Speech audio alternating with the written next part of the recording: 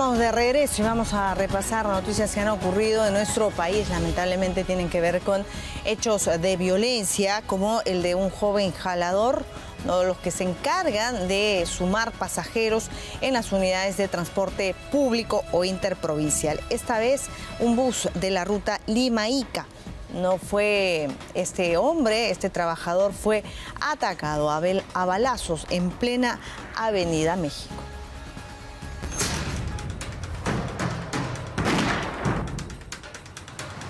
El sábado de gloria acabó en tragedia, en el corazón de la Victoria. Durante el ocaso, cuando conversaba parado en este conocido grifo, el jalador de transporte interprovincial, Matías Paolo Arbildo, perdió la vida de un certero disparo en la nuca.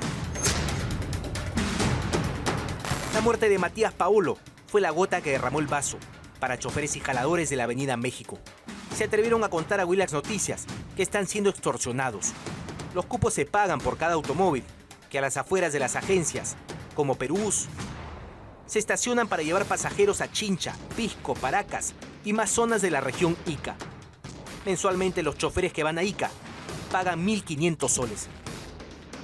Semanal, cada carro paga, acá cada carro paga 130 soles en Lima, y en Ica se pagan 150, o sea, estamos hablando de 280 soles, 270 soles semanal por auto.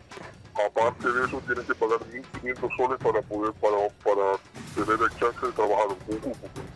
Si no pagas esa vaina, hermano, te matan. Lo peor es que esta muerte del fin de semana es síntoma de una guerra sanguinaria. En el 2024, según el chofer de Ica que colaboró para este informe, una banda iqueña que cobraba menores montos en estos paraderos fue desterrada o desplazada a balazos por una facción de la banda de los mexicanos, una facción conocida como los Galácticos de la Victoria. En medio de esta guerra, los choferes y jaladores acaban perdiendo la paz, la templanza, su economía y a veces hasta la vida misma. No sé qué es lo que han lanzado. Hay 3 personas heridas. Miren todo lo que ha pasado, miren. Estas imágenes son del atentado en la fachada de la agencia de Perúbus del pasado noviembre. Aquella vez los empresarios de Perúbus negaron que el ataque esté dirigido contra ellos y tenían razón. La granada aterradora estalló para quitarle la vida a un transportista informal que se opone a pagar los cupos en esta vía pública, según nuestra fuente de Ica. En el caso del último sábado, Matías Paolo, junto a su madre, otra jaladora conocida como Jenny, se habrían relacionado demasiado con los mexicanos o los galácticos. No ser neutral en medio de esta guerra le habría costado la vida al joven jalador. Pero es la guerra que tienen entre los dos grupos. Allá en Ica ellos tiraron una bomba también a la cochera, a la casa de los también, o sea, se están tirando atentados unos por otros. Claro, y los jaladores también, supongo los jaladores son parte. Los jaladores eran los trajo el grupo de los galácticos, pusieron sus jaladores, por eso es que atentaron contra ellos. Son parte del grupo de los delincuentes que se llaman los galácticos. Se espera que la DIRINCRI profundice en las investigaciones. Pese al riesgo que implica ofrecer estos datos, los transportistas de bien que están en medio del fuego cruzado se la juegan. Exigen respaldo a las autoridades, incluyendo al Ministerio Público y al Poder Judicial. Vamos a ir hasta el Agustino porque allí ha ocurrido un hecho realmente reprochable. Una madre de familia utilizaba a su bebé para esconder lo que había robado en el coche de su hijo. Esta madre de familia que utilizaba a su bebé y su coche para no levantar sospechas fue capturada por la autoridad.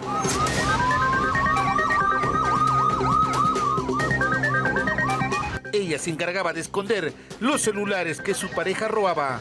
El delincuente luego se cambiaba de ropa y continuaba robando. ¿Esto es? Sí, esto es.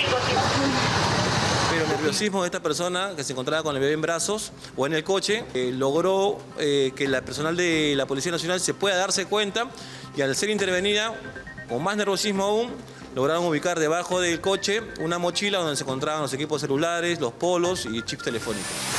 Todo ocurrió cuando una dama fue víctima del robo de su celular por un sujeto que le ranchó y se dio a la fuga. La mujer desesperada fue en busca de ayuda hasta la base de seguridad ciudadana en el Agustino. Los agentes de seguridad rastrearon el equipo móvil mediante el GPS hasta dar con la ubicación que era el mismo en donde se encontraba Eidy Zúñiga Cáceres, la madre que cargaba en brazos a su bebé y que era cómplice del delito. Con la confirmación, la policía y la víctima fueron hasta el lugar. La agraviada reconoció de inmediato su celular, el cual estaba escondido en una mochila.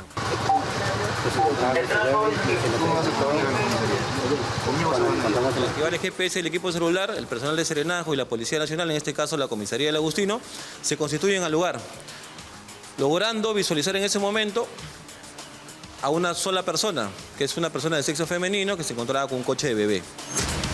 Dentro del coche se halló un polo de color plomo. La víctima lo reconoció como la prenda usada por el delincuente. En total se incautaron 4 celulares robados y un pequeño envoltorio con varios chips de teléfonos. Finalmente, la madre que utilizaba a su bebé fue conducida a la comisaría del Agustino para las diligencias correspondientes. En San Juan del Lurigancho, un empresario ha sido atacado a balazos. Pretendían robarle 20.000 soles.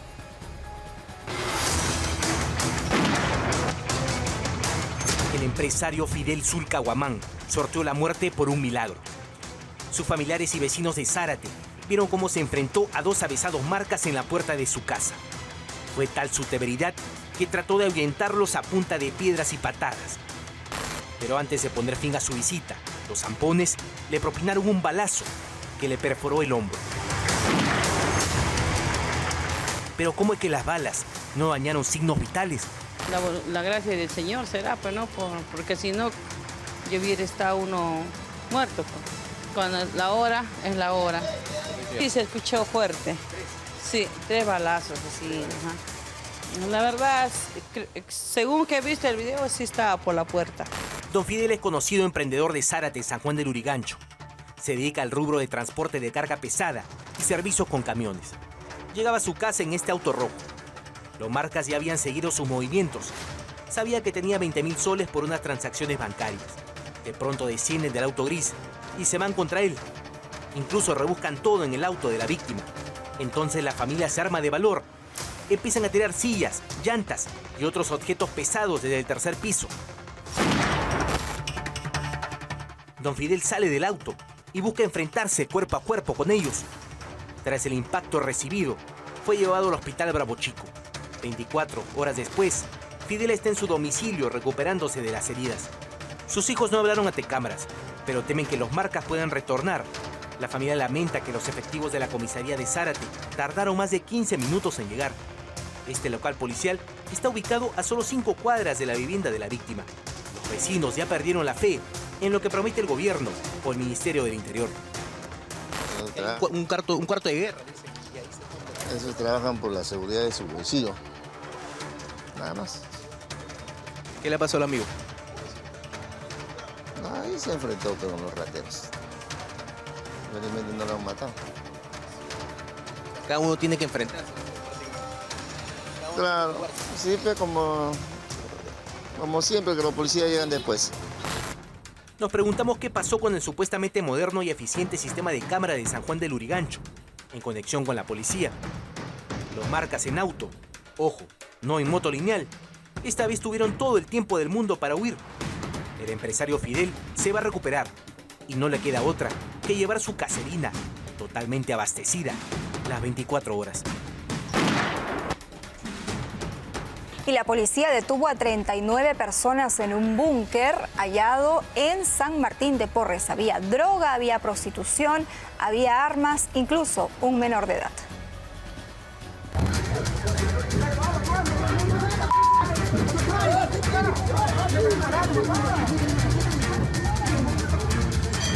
Era el lugar donde celebraban sus golpes. El bar clandestino Osiris, estratégicamente ubicado en la intersección de las avenidas Canta Callao y Dominicos era el centro de operaciones de buscados delincuentes que, en medio de drogas, armas y una presunta mafia de prostitución, festejaban todas sus fechorías. Aprovechando que estaban de fiesta, cerca a la medianoche, la DIRINCRI, con el apoyo del Grupo Especial contra el Crimen Organizado y la DIROES, irrumpió en el local, logrando detener a 39 personas. Durante la inspección del búnker, los agentes policiales decomisaron 2 armas de fuego listas para ser utilizadas y 84 envoltorios de pasta básica de cocaína. Los indicativos, la información que nosotros tenemos que en este lugar vendría reuniéndose una banda criminal denominada los zombies de San Martín, dedicadas a la extorsión, sicariato, cobros de cupos, ¿no? Es lo que motivó, lo que propició la intervención policial de este local, y que dicho sea de paso ya ha sido intervenido en anteriores oportunidades, ¿no? En medio de la desidia de las autoridades, el búnker fue el epicentro propicio para la práctica de la prostitución. Asimismo, no se descarta que también se practiquen los delitos de trata de personas y explotación sexual, porque una de las detenidas inicialmente intentó ocultar su verdadera edad, declarando tener 19, pero finalmente confesó tener tan solo 15 años. Los 39 detenidos fueron trasladados a la sede de la Brigada Especial en San Juan del Lurigancho para las diligencias de ley. La adolescente intervenida será objeto de una investigación especial para la Fiscalía, que buscará saber cómo llegó al búnker del pecado. Bueno, continúa en tanto el estado de emergencia. Los militares siguen en las calles, pero con todas las limitaciones que los impide básicamente hacer más que disuadir. Y en verdad disuaden. ¿Cuál es el marco legal? Hemos preparado un informe al respecto. La gente los observa estáticos, por horas y horas en las calles más convulsionadas, donde la Policía Nacional se ve sobrepasada por el crimen. Así que la gente pide cambios para que las tropas puedan estar más empoderadas. El almirante Calixto Giampietri explica que existen obstáculos constitucionales y en el marco legal, ya que la policía es la institución responsable de la seguridad ciudadana en el país. Existen 2 dispositivos legales. Uno es el 1186, que regula la Policía Nacional y su utilización en el orden interno, y el otro es el 1095, que regula la actuación de la Fuerza Armada, que no son iguales, que tienen diferentes misiones, que tienen diferentes marcos jurídicos. No obstante, Giampietri aclara que los suboficiales o oficiales del ejército en las calles tampoco están desprotegidos o atados de manos completamente en el plano legal. Sí hay un marco de uso progresivo de la fuerza para situaciones extremas para ellos, que se pueden usar en los estados de emergencia en Lima y Callao. Se establecen estadios de gradualidad para ir acrecentando el uso de las diferentes herramientas que puedan existir, desde la detención, bueno, ¿no? Primero poner a la persona, aislarla, etcétera, etcétera, etcétera. Pero el uso de las armas ya es una condición dentro del mismo marco legal excepcional. Y no es la primera ratio, ¿no? Es una deuda de este gobierno la comunicación masiva de estas potestades de los soldados en situaciones excepcionales. Una campaña potente de información al ciudadano. Se da el alto si no obedeces, etcétera, etcétera, etcétera, y al final termina con la utilización de la fuerza en la gradualidad que corresponda dependiendo de la amenaza que se está enfrentando. Giampietri recomienda a los oficiales y suboficiales mantenerse en constante comunicación con la policía en hechos extremos. Si yo estuviese en esa situación, yo lo detendría y llamaría a la Policía Nacional inmediatamente, porque acuérdense que estamos en estado de emergencia, ¿no? En Brasil y unos cuantos países, para labores tácticas, se practica el trabajo conjunto de la policía y del ejército. En las peligrosas favelas, el escuadrón BOPE combate el crimen organizado. Una vía que merece mayor estudio constitucional y operativo para usarla en el Perú. El modelo del BOPE en el Brasil es un modelo que mezcla la policía con la Fuerza Armada para situaciones específicas de índole táctico, como usted acaba de decir, ¿no? Y que se generan a través de la información de inteligencia que es recabada por las diferentes agencias, procesada y después traducida en órdenes de operaciones. Ese tipo de actuación no está considerada dentro de nuestro ordenamiento legal. Tendríamos que adecuar el ordenamiento legal para que esto pueda suceder, ¿no? Porque la Fuerza Armada en este momento no tiene esa capacidad. Y si nosotros entramos en una situación de esa naturaleza, lo único que vamos a generar es que al final terminen los agentes enjuiciados. A la par, las Fuerzas Armadas se enfrentan a un sistema de justicia plagado de intereses caviares, que a veces no defienden los derechos humanos de las víctimas, sino la de los victimarios. Fíjense cómo reaccionó un gran número de ciudadanos peruanos cuando unos años atrás un oficial del ejército le metió una cachetada a un civil. No sé si usted se recordará esa situación. Claro, esa no es la forma de actuar definitivamente, pero imagínese usted que suceda esto y un suboficial o un oficial o un miembro de la Fuerza Armada dispara el fusil, arma de guerra, en la mitad de la ciudad, ¿no? Entonces, es un tema complejo porque puede haber una generación de daño colateral. En la zona del Brain, el control operativo lo tienen las Fuerzas Armadas. Y allí está la diferencia, porque en Lima el control lo tiene la policía, explica Gianpietri. Por desgracia, la ola de hechos sanguinarios no ha parado. Así que diversas voces piden que el ejército o la marina tengan un rol más activo. Para conversar de este tema se encuentra con nosotras vía Zoom el general en retiro de la Policía Nacional, Jorge Cárdenas. General, ¿cómo está? Bienvenido al Día con Willax. Buenos días, un saludo cordial para toda la teleaudiencia de Willax. Bueno, conocemos, general, cuáles son ciertamente las limitaciones que tienen los militares, pero también acerca de su preparación. Ellos están preparados para el combate, no tanto para el control de multitudes, ciertamente. ¿No es que se está queriendo forzar justamente este rol que tienen las Fuerzas Armadas?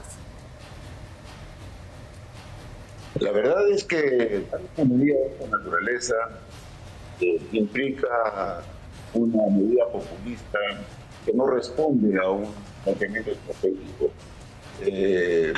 Ayer, por ejemplo, estos días se entrevistaba a personas que veían que había personal militar en las áreas próximas a su vivienda, que eran lugares peligrosos. General, tenemos un inconveniente con su audio, está un poco, no sé si podría acercarse un poquito más a su computadora para que sea más claro, por favor. No sé si ahora me escucha bien. Ahora sí, por favor, continúe, general. Sí, y señalaba que el pueblo ayer declaraba que estando los militares con una presencia invasiva, obviamente los ladrones no salían. Entonces, esto no es una medida que sea positiva en líneas generales para mejorar los niveles de seguridad tanto de necesitamos. Independientemente de ello, nuestro ordenamiento procesal penal señala que a la policía se le exige un trabajo técnico, científico, apegado a ley, y la participación de las Fuerzas Armadas sencillamente están orientadas al combate, al uso de armas, pero no al procedimiento de un conflicto social de esta naturaleza. Entonces, esto no está respondiendo a un planteamiento estratégico, sino simplemente a una medida populista que no va a alcanzar ningún beneficio. ¿Y cómo podríamos hacer, general, para articular mejor la relación entre militares y policía en este estado de emergencia? Pues que no sería necesaria su presencia en las calles. Es necesario articular mejor si es que salen para darle el apoyo, pero apoyo para instalaciones estratégicas, pero no para patrullar las calles. ¿Cómo va a intervenir un militar a un delincuente? Va a ser bien complicado que se dé como se desea. En realidad necesitamos un ordenamiento legal adecuado y habría que establecer una preparación para los militares para que sepan tratar a la ciudadanía y los conflictos sociales que se presentan. Bueno, ese es el deseo que tenemos todos. Vamos a ver si es que se persiste con esta decisión. Gracias, general Jorge Cárdenas, por haber estado con nosotros esta mañana. Vamos a repasar el caso de Nadine Heredia. Ella ya está en Brasil, se menciona que va a estar en un condominio donde no va a ser la única asilada, tienen inclusive centros comerciales. Se ha conocido más directamente del gobierno de Brasil acerca de quién va a costear, ¿no?, los gastos de su permanencia en este país.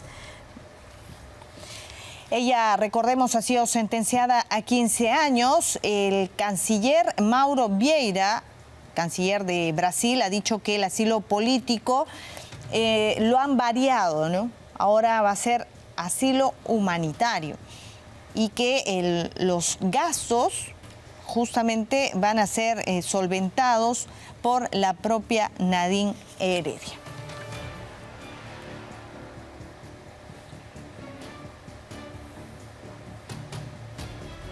El abogado penalista Humberto Abanto estuvo anoche en el programa Rey con Barba y en su opinión el letrado señaló que esta sentencia a Nadine Heredia en una instancia superior sería anulada o revocada. Las fallas son tan gruesas que, en mi opinión, esto es un salvavidas a un equipo de fiscales totalmente desacreditado por su actuación, que les ha permitido salir a decir acá está la gran victoria y se han apresurado. Claro. Y algunos dijeron que esta es una sentencia histórica, y yo dije es un error histórico, y creo que Pepe con gran talento me dijo no, va a ser una revocación histórica. Yo creo que va a ser anulada o revocada, pero eso va a ocurrir. Ocurrirá con la Sala Penal de Apelaciones, ocurrirá en la Sala Penal Permanente o lo hará el Tribunal Constitucional, pero esa sentencia no se va a mantener en pie. Y vamos a ver qué es lo que ocurre con Ollanta Humala. Recordemos, él fue recluido en el penal de Barbadillo, también por esta condena de 15 años por lavado de activos. El Poder Judicial ha rechazado en primera instancia el habeas corpus con el que buscaba la anulación de esta ejecución de condena. ¿No? El abogado de Humala, el exministro Wilfredo Pedraza, ha presentado la demanda al considerar que, invocando un reciente fallo del Tribunal Constitucional, no se puede ejecutar de manera provisional una sentencia de modo condenatorio sin que se haya notificado por íntegro la sentencia.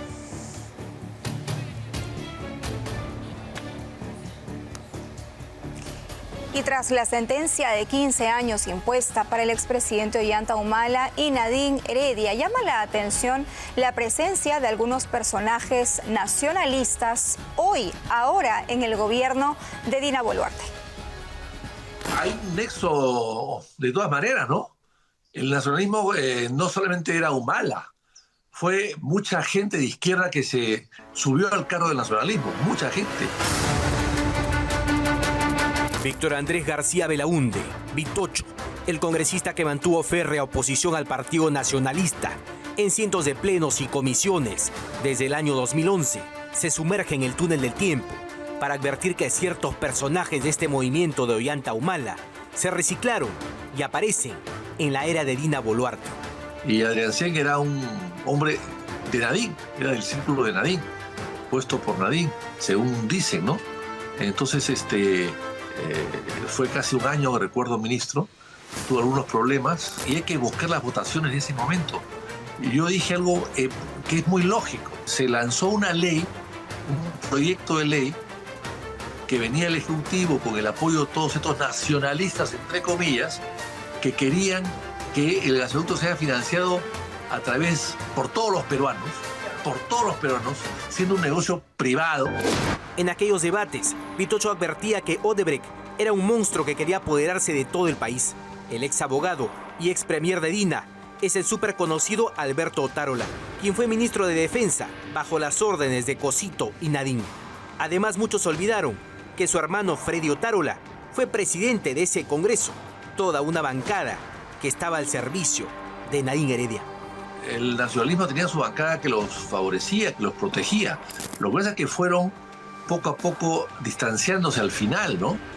Pero durante mucho tiempo fueron escuderos de Nadine y escuderos de Ollanta. Más que de Ollanta, que tenía sus propios defensores, de Nadine, pues, que era una mujer que se metía en el gobierno, ¿no? Que se introducía en el gobierno. Era una metiche, ¿no? La guerra por la corrupción en el gasoducto sur fue sin cuartel. Vitocho y Acción Popular se opusieron al nacionalismo y recibieron varias pullas por los tubos de gas. La obra paralizada nos costó más de 7.000 millones en vano. No solamente eso, sino que hasta el día de hoy nos cuesta ese contrato de los Humala 45 millones de dólares anuales. Nos cuesta hoy. Y ya han pasado 10 años. O sea, ya hemos gastado 450 millones de dólares en cuidar tubos que no son nuestros, son de Odebrecht. Vitocho no descarta que el abogado Juan Carlos Portugal, quien defiende por años a Ollanta y en los últimos tiempos a Dina, tenga un rol misterioso o por fuera de la ley. Tras la sentencia, todo el Perú lo vio desesperado para conversar con Ollanta y se espera una explicación de su parte al respecto. No lo sé, pero no me llamaría la atención que sea esto.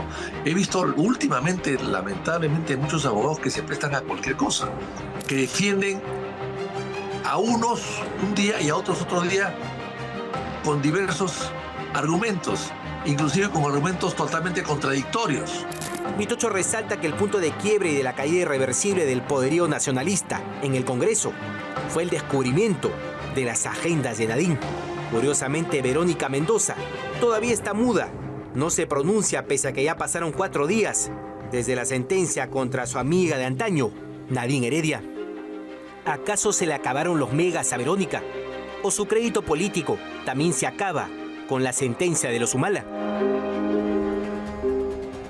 Bueno, lo que sucede en la Junta Nacional de Justicia, la verdad es que llama la atención, pero más llama la atención que existan vacíos que generan situaciones como las de Rafael Ruiz Hidalgo. Él ha sido magistrado, ha sido vacado de la Junta Nacional de Justicia, en donde estuvo apenas 1 mes y medio. Vamos a ver qué es lo que ha sucedido en el siguiente informe y luego vamos con él, que está en estos momentos en nuestros estudios.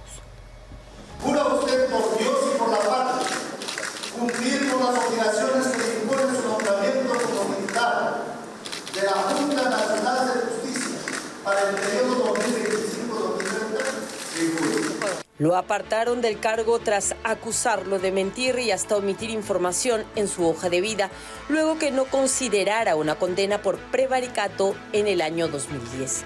Se trata de Rafael Ruiz Hidalgo, exmiembro de la Junta Nacional de Justicia, expulsado por los otros 6 miembros, sus pares, algo que considera injusto. El magistrado cuestionó que sus propios pares lo hayan destituido, pues eso no estaría permitido en ninguna norma. Según la resolución, Ruiz omitió informar que en el año 2004, cuando era juez suplente del 13º Juzgado Laboral de Lima, él embargó cuentas de empresas vinculadas a un grupo importante, atendiendo la demanda de un supuesto extrabajador de Acción Popular por la que fue condenado por prevaricato ya en el 2010, situación que asegura fue suspendida. Durante el proceso, Ruiz y su abogado Iván Yataco argumentaron que la condena ya había prescrito y que por eso ni siquiera pagaron la reparación civil impuesta. Sin embargo, la Junta Nacional de Justicia consideró que dichos argumentos no cumplían con los estándares de transparencia. La Junta Nacional de Justicia resolvió la vacancia de Rafael Ruiz tras evaluar el pedido del congresista Edon Martínez Talavera y el ciudadano Elías Domínguez López, y tendrá que pasar 5 días hábiles para conocer el destino final de Rafael Ruiz Hidalgo. Bueno, estamos justamente con el protagonista de toda esta historia. Él es Rafael Ruiz Hidalgo. Él fue vacado de la Junta Nacional de Justicia y está pidiendo su reincorporación. ¿Cómo le va? Gracias por estar con nosotros. Bueno, muy agradecido. Saludo a la opinión pública, a la teleaudiencia, y estoy aquí para decir la verdad. Bueno, ¿qué es lo que sucede? Usted es elegido como miembro de la Junta Nacional de Justicia. Estuvo 1 mes y medio y luego lo vacan porque asegura que usted omitió información, ¿no?, acerca de una condena suspendida que tuvo hace por lo menos unos 14 años. Bueno, así es, ¿no? Efectivamente. ¿Por qué no incluyó esta información? Le explico. Esto no lo incluye esa información porque en realidad esta condena es con ejecución suspendida, nunca fue efectiva. Y no figura en el registro de inscripción de condenas como antecedentes penales. Jamás figuró. Claro, no es el caso de que uno, luego de que cumple una condena, puede borrar no de es mi sus caso. antecedentes. No es mi caso. Ya, no es su caso, pero sí hubo una condena. Esa condena es nula. Le explico por qué. Es nula porque a mí cuando me sentencian esa vez, ¿no?, efectivamente, la propia sala comete un error. y me sentencia cuando el delito ya había prescrito. Y en consecuencia de pleno derecho, todo ese acto procesal es nulo. Es más, cuando... ¿Así se estableció luego? Se estableció... ¿O usted considera que es nulo? Yo considero que es nulo y posteriormente ya se estableció porque declararon la prescripción de la ejecución de la condena. Pero la prescripción o una resolución. no significa inocencia, usted sabe. Bueno, la prescripción, la amnistía y el indulto es una garantía constitucional. Tienen la autoridad de cosa juzgada, la Constitución lo garantiza. Entonces, ¿por qué? Incluso personas prescritas, mire, le explico, personas incluso con delitos prescritos han postulado, ¿no? Candidatos a la presidencia como el doctor Alan García Pérez y los demás. ¿Tuvo reparos en contarlo, no en incluirlo dentro de su declaración? Bueno, no lo dije, pues efectivamente, ¿por qué? Porque es una sentencia con ejecución suspendida y el artículo 61 del Código Penal es claro, las sentencias con ejecución suspendida se tienen por no puestas, son inexistentes. Pero y es por más, transparencia, a ver, permítame para que esto no sea un monólogo. Por transparencia, usted, ¿por qué no puso, bueno, tuve esta condena, sin embargo, se declaró nula y no pasaba nada si lo incluía dentro de la declaración? No, porque no tengo la obligación de declararle. Pero tampoco no va a ser más papista que el Papa, ¿no? No, el artículo 61 del Código Penal, yo me ciño a lo que dice la ley, por principio de legalidad. Pero hay un principio ¿correcto? también de transparencia. Es un principio de legalidad y también constitucionalidad, que establece pero es hasta automáticamente, ético, ¿no? Transparente. O sea, ¿no? decir, bueno, estos son mis cartas sobre la mesa, esto fue lo que me pasó. ¿Pero no se le ocurrió ponerlo? No, pero yo digo, ya, en el supuesto caso que ahora haya ocurrido esta situación que me vacan, ¿por qué esperaron tanto tiempo? Porque hay un proceso de filtro, de tachas. ¿Por qué no lo presentaron en su oportunidad para tacharlo? ¿Cuánto tiempo Esto más tiene o un menos matiz fue? político, ¿Un mes? señorita, tiene un matiz político. Dígame. ¿Un mes? ¿Cuánto tiempo tardaron en comunicárselo? ¿Un mes, mes y medio? Un mes y medio aproximadamente. Correcto. Pero esto ya se ha estado moviendo desde antes, ¿no? ¿Quién estaría detrás de este matiz político? Es un tema político, no a quién? fondo no podría decir, mire, mi accesitario, el que me va a reemplazar, es político. Es político, es el señor Cayo Galindo.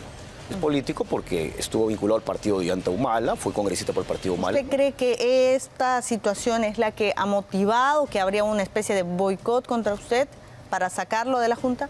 Podría ser un matiz político, pero no digo que efectivamente que sea tal. ¿Ya se han confabulado todos? Podría ser, no sé. Ahora, ¿qué es lo que usted se está solicitando? Yo estoy solicitando ahora mi reconsideración. ¿Por qué? Porque la resolución que me vaca... sea nuevamente reincorporado. Claro, porque la resolución que me vaca tiene una serie de errores. A mí, en uno de los fundamentos, a mí me vacan y señalan de que mi vacancia es un proceso declarativo y no es un proceso sancionador. Pero en realidad es un proceso sancionador. Claro, porque lo han vacado. Me han vacado, me han destituido. Ahora, pero hay muchos para vacíos, ¿no? Porque ahora resulta que, ¿qué sala es la que tiene que evaluar esta reconsideración? Ellos mismos. Eso no sería justo. Por eso le digo, es que Ellos son juez y todo parte. el procedimiento tiene unos vacíos enormes, ¿no? Así es, le explico, porque lo que pasa es que en el reglamento dice que a uno lo vacan por sentencia condenatoria por delito común. En el supuesto caso, ya yo he sido condenado por este delito, ¿no? Que es nulo en realidad de la sentencia, por ese delito, pero como juez, en el ejercicio de mis funciones, ¿qué tipo de delito es? Es un delito en el ejercicio de mis funciones como juez, es un delito especial y no encuadra dentro del principio de legalidad, que todos los abogados lo conocemos, seguro que me van a dar la razón. Yo soy abogado constitucionalista, me he dedicado siempre a la defensa, a la academia, incluso he publicado libros. A mí me ha costado el puesto académicamente y me han sacado así, ¿no? Claro, no, han encontrado este punto y por allí es que han cogido el argumento.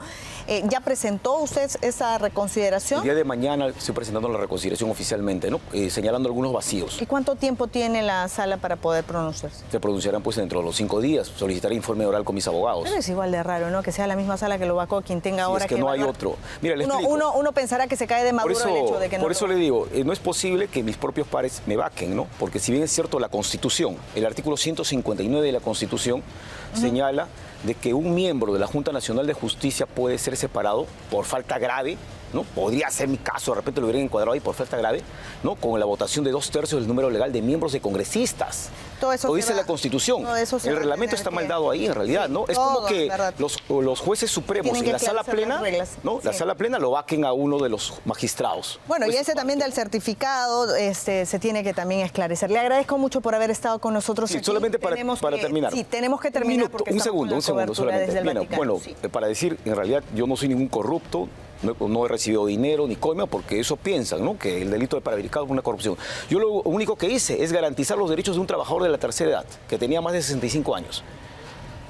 Pero eso no es lo que se está Solamente cuestionando. quiero decir eso. Eso no se cuestiona, sino el hecho de que no lo haya incluido. Le agradezco mucho haber estado con nosotros. Gracias. Aquí. doctor Rafael Ruiz Hidalgo. Muy amable, gracias. Vamos a hacer una pausa, pero antes la mención, sugerirles, recomendarles. Vamos a Miami con mamá para viajar en crucero gracias a Plaza Norte y Mall del Sol. Por cada 50 soles de compra podrá participar del sorteo de un paquete doble para viajar a bordo del Freedom of the Seas de Royal Caribbean, partiendo desde Miami en un recorrido de ensueño con mamá. Nos vamos a Miami con mamá gracias a Plaza Norte y Mall del Sur.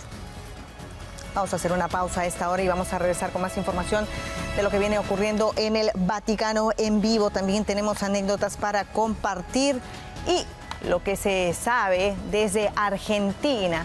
El gobierno de Milei acaba de decretar duelo nacional por 7 días. Regresamos con esto y más.